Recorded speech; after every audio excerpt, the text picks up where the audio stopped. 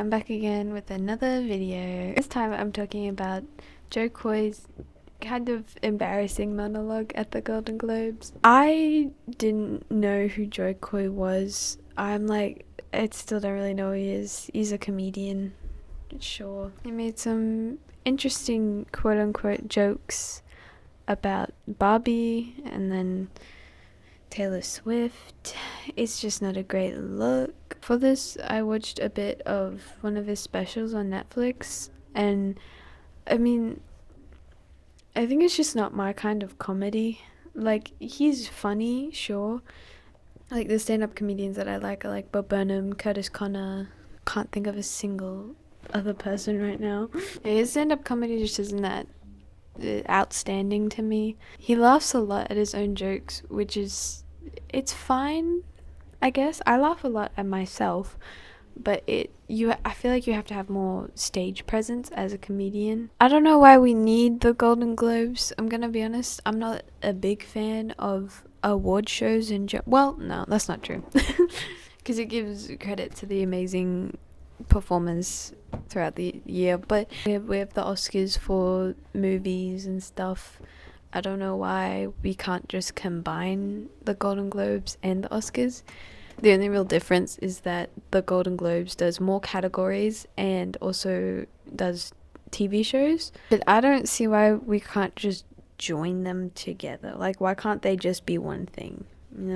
I don't understand. You get to see celebrities in shit outfits multiple times in a year, it's great, you know? I love looking at their stupid little outfits. I think the main thing Jo Koy wants people to know is that he loved Oppenheimer, and he thinks that Barbie is just plastic doll with boobs.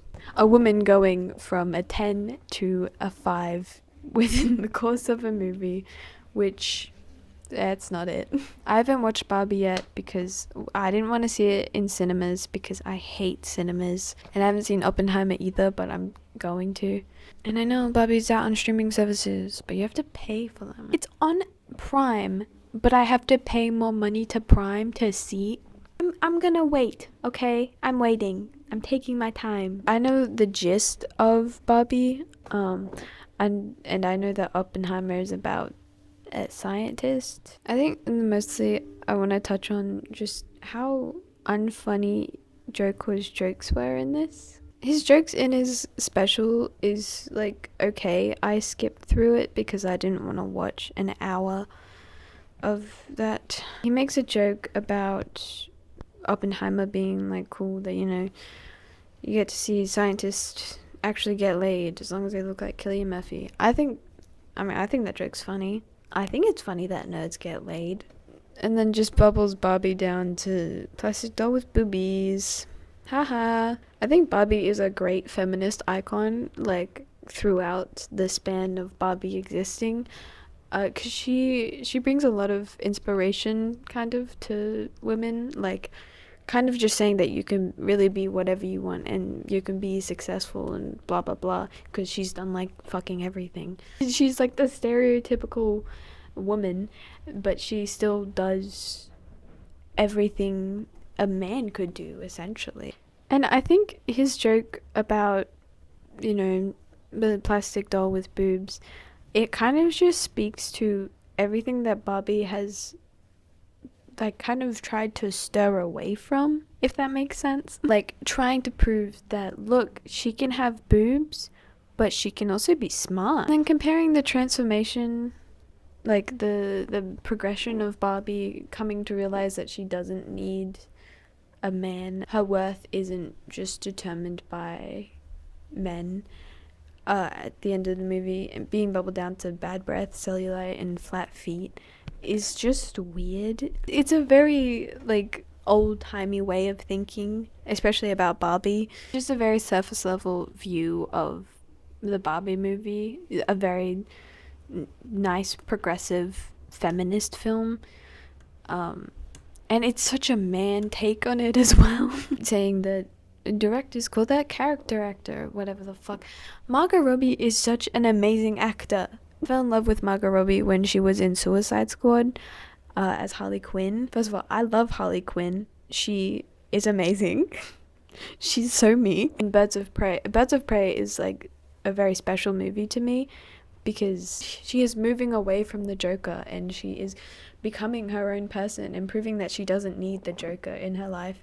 And I really like that. I'm just ranting about Harley Quinn here, but in the Harley Quinn series, like cartoon series, I love Harley Quinn in that too. It's a little too real for me.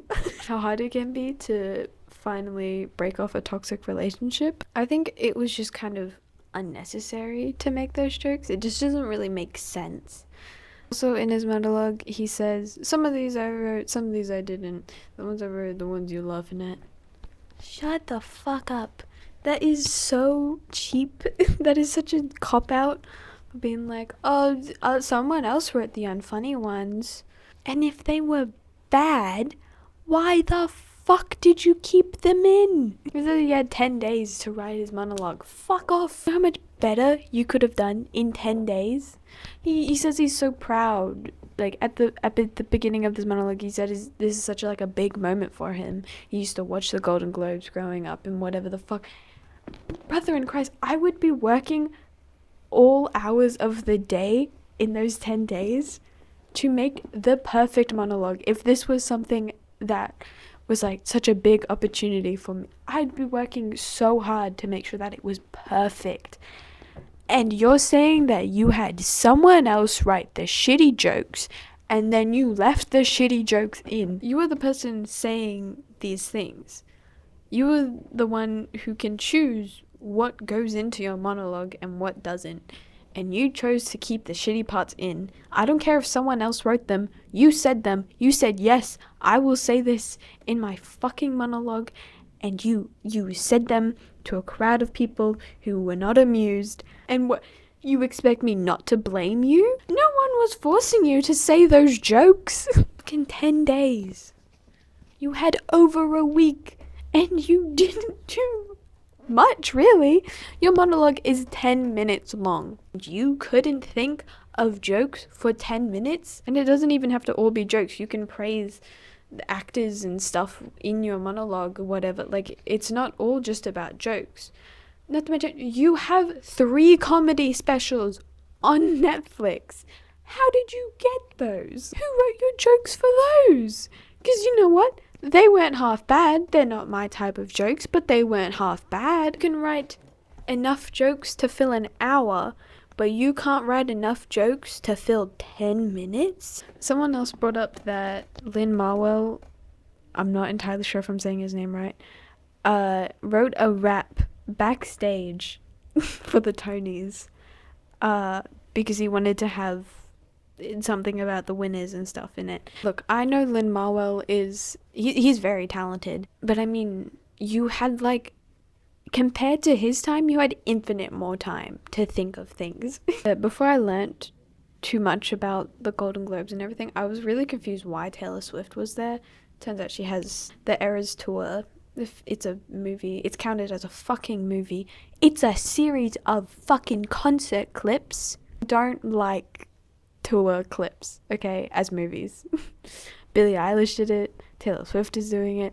I'm not the biggest fan of a tour just being turned into a movie. A few years back, I bought the Little Mix Golden Days Deluxe CD, and within that, they had another CD that showed them playing it live. I don't know why we don't just still do that. My problems with tours just being made into movies aside, I'm not the biggest Taylor Swift fan either. She uses white feminism to her advantage to block any criticism towards her, which is not great. She's a successful woman.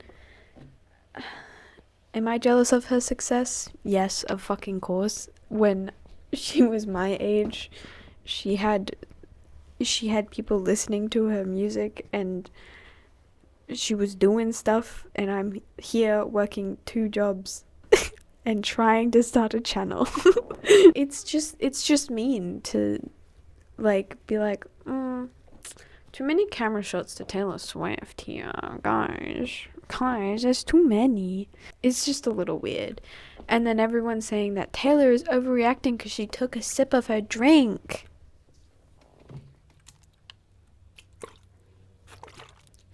I'm sorry, was that too much of a reaction for you?